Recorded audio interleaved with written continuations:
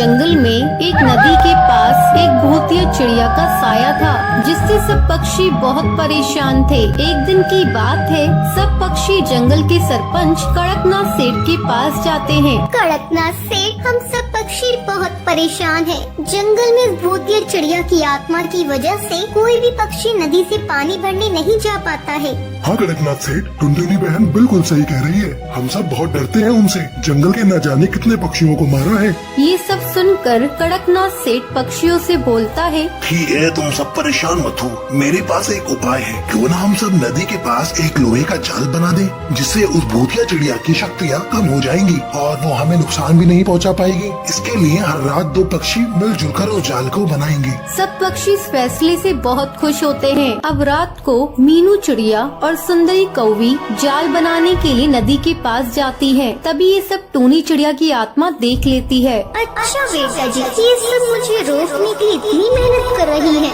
लेकिन ये नहीं जानती कि मैं इनकी अम्मा हूँ। अब बताती हूँ इन चिड़िया को कैसे मुझसे बच पाती है।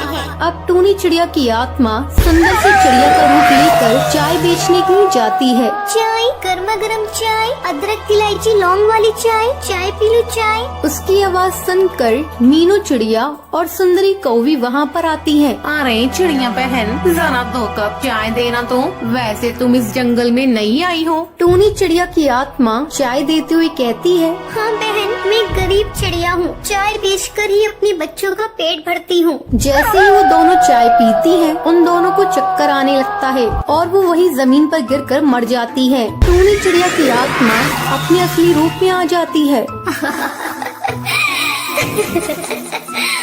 और पियो मेरे हाथ की बनी जहरीली चाय। मुझे रोकने की कोशिश पड़ गई ना तुम पर भारी। जो भी मुझसे टकराएगा वो चूर चूर हो जाएगा।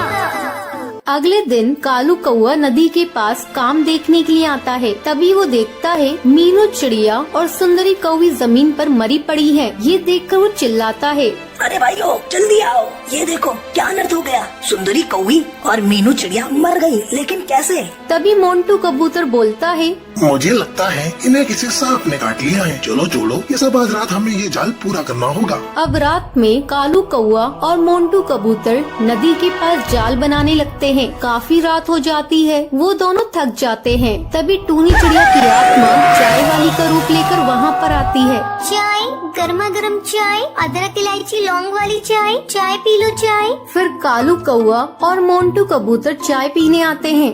अरे चिड़िया बहन, जरा 2 कप चाय देना। आज हम बहुत थक गए हैं और पहले तुम्हें कभी यहाँ देखा नहीं। हाँ साहब, वो मैं पास वाले जंगल में रहती हूँ। मैं गरीब चिड़िया ऐसे ही अलग अलग जंगल में जाकर चाय बेचकर अपना गुजारा करती हूँ। ये सब छोड़िए, ये लीजिए आपकी गर्मा गर्म चाय। जैसे ही कालू कौआ और मोंटू कबूतर चाय पीते हैं, उन्हें भी चक्कर आने लगता है। ऐ चिड़िया, तूने इसमें क्या मिलाया था? टूनी चिड़िया की आत्मा अपने असली रूप में आ जाती है। मैं चिड़िया नहीं, चिड़िया की आत्मा हूँ। तुम उस जाल से मेरी शक्तियों को कम करना चाहते हो? भूल जाओ। अगर किसी ने भी मुझे जरा सी भी तकलीफ पहुँचाने की कोशिश की तो मैं उसे जान से मार दूंगी, जैसे मैं अब तक सब पक्षियों को मारती आई हूँ। पर ये सब टुनटुनी चिड़िया पेड़ पर बैठे देख लेती है। अच्छा, ये सब इस चिड़िया की आत्मा का किया हुआ है। अब देखो मैं क्या करती हूँ। इस चिड़िया की आत्मा को इस जंगल से निकाल कर रहूंगी, वरना मेरा नाम टुनटुनी नहीं। अगले दिन टुनटुनी चिड़िया सब पक्षियों को ये बात बताती है और उन्हें एक प्लान बताती है, जिसे सुनकर सब बहुत खुश होते हैं। अब रात में टूनी चिड़िया दादू भुल्ला चील के साथ नदी के पास आती है। तभी टूनी चिड़िया की आत्मा भी चाय वाली का रूप लेकर आ जाती है। चाय, गर्मा गर्म चाय, अदरक इलायची लौंग वाली चाय, चाय पी लो चाय। अरे चिड़िया बहन, जरा मुझे एक अदरक वाली चाय देना तो। सर में बहुत दर्द हो रहा है। टुनटुनी टूनी को बातों में लगा लेती है। तभी भुल्ला चील उसके आसपास गंगा जल और मिट्टी का तेल डाल देता है। अच्छा, टुनटुनी मुझे बातों में लगाकर मुझे मारना चाहती है। तो जैसी ना जाने मैंने कितनी चिड़ियाओं को मारा है, अब तू नहीं बचेगी। देख ले तेरा क्या हाल करती हूँ। मुझसे चालाकी करने की कोशिश की। जैसे ही टूनी चिड़िया की आत्मा टुनटुनी पर हमला करने वाली होती है, तभी भुल्ला चील उस पर मशाल से आग लगा देता है। वो जलने लगती है।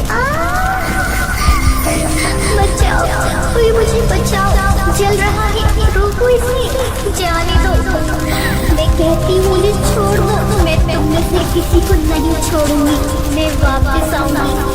बदला लेने के लिए। ये कहकर वो जलकर राख हो जाती है। टुनटुनी की समझदारी की वजह से उस जंगल से चिड़िया की आत्मा का साया हट जाता है।